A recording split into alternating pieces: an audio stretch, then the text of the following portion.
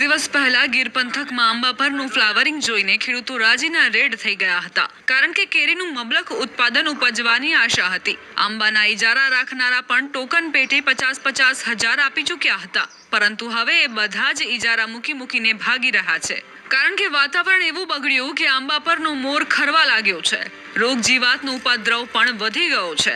સતત ઝાકળના કારણે આંબામાં જોઈએ એવી બરકત નથી અને ખેડૂતોની આશા ઠગારી નીવડે એવી આશંકા વ્યક્ત કરાઈ રહી છે। ગીર સોમનાથના ખેડૂતોનું કહેવું છે કે અમને એક આંબામાંથી 500 કિલો કેરીનું ઉત્પાદન થવાની આશા હતી, પરંતુ હાલની સ્થિતિ પ્રમાણે 2 કિલો કેરી ઉતરે એવી સ્થિતિ થઈ ગઈ છે।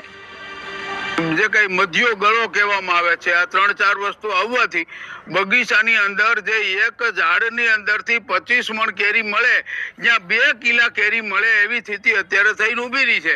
હવે 50,000 રૂપિયા અમને આપીને જતા રહ્યા, પણ અમારે એ જે આંબાની અંદરથી લાખ રૂપિયાનો માલ મળવો જોઈએ, એ 50,000નો 10,000નો મળે એમ નથી। એટલે ખેડૂત નાઈ નાખ્યા છે, ખેડૂતને કાંઈ છે નહીં, કેરી ખાવી મોંઘી પડશે, કેરી ક્યાંય છે નહીં। મારે આ બગીચો અત્યારે 30 વીઘાનો બગીચો છે। અત્યારે માનો ને કે એની અંદરથી જે અમે 7-7, 8-8 લાખ, 10-10 લાખ રૂપિયા જે ઉત્પાદન લેતા હતા, એની બદલીમાં ઓનની સાલ ઇજારેદાર 50-50 હજાર રૂપિયા આપી અને કહી દીધું, સાહેબ તમારો બગીચો અમારે જોતો નથી અને તમે કોઈ પણ બીજી વ્યવસ્થા કરી લેજો। એટલે અત્યારે એ પ્રમાણમાં જોતા અમને એવું લાગે છે કે અમારે બહુ અતિ નુકસાન છે। ઝાકળ ને એવું બધું આવી ગયું એટલે બધું ફૂંકાઈ ગયું છે, ખરી ગયું બધું, મગ્યો બંધાણો જ નથી અને બગીચાવાળાને મોટી નુકસાની જ છે આમાં।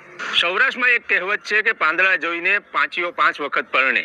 આ એટલા માટે કહેવત હોય છે કે ગીરના જે ખેડૂતો હોય છે, સૌરાષ્ટ્રના જે ઉત્પાદન તેમના હાથમાં આવે ત્યારે ખબર પડતી હોય છે। ત્યારે ચાલુ વર્ષે કંઈક ગીર સોમનાથ અને ગીર જંગલની આસપાસનો જે વિસ્તાર છે ત્યાં આવી જ પરિસ્થિતિ ઊભી થઈ છે, કારણ કે શરૂઆતમાં જ્યારે કેસર કેરીનું ફ્લાવરિંગ આવ્યું ત્યારે મબલક પ્રમાણમાં હતું અને ખેડૂતો અને ઇજારાદારો સહિત જે કહેવાય કે કહી રહ્યા હતા કે આ વર્ષે મોટા પ્રમાણમાં કેસર કેરીનું ઉત્પાદન છે તે થશે, પરંતુ હું જે ખેડૂત છે તેમના હાથમાં આ જે દ્રશ્યો છે તે જોઈ શકાય છે કે આ વર્ષે આ પરિસ્થિતિ છે કે ઝાકળ વર્ષા અને મધ્યો થ્રિપ્સ જેવી જે જીવાતો આવી હતી તેમના કારણે હાલ જે આ ઝીણી નાની બોર જેવડી કેરી હોય છે તે ખરી પડી છે। ખેડૂતો કહી રહ્યા છે કે આ વર્ષે કેસર કેરી ખાવી બહુ જ મોંઘી પડશે, કારણ કે હજુ પણ જે બચેલી કેસર કેરી છે તે ખેડૂતોના આંબા પરથી ખરી રહી છે અને ખેડૂતો ક્યાંક ને ક્યાંક ચિંતિત જોવા મળી રહ્યા છે। અને ખેડૂતો કહી રહ્યા છે કે જે ઇજારોદારો હતા,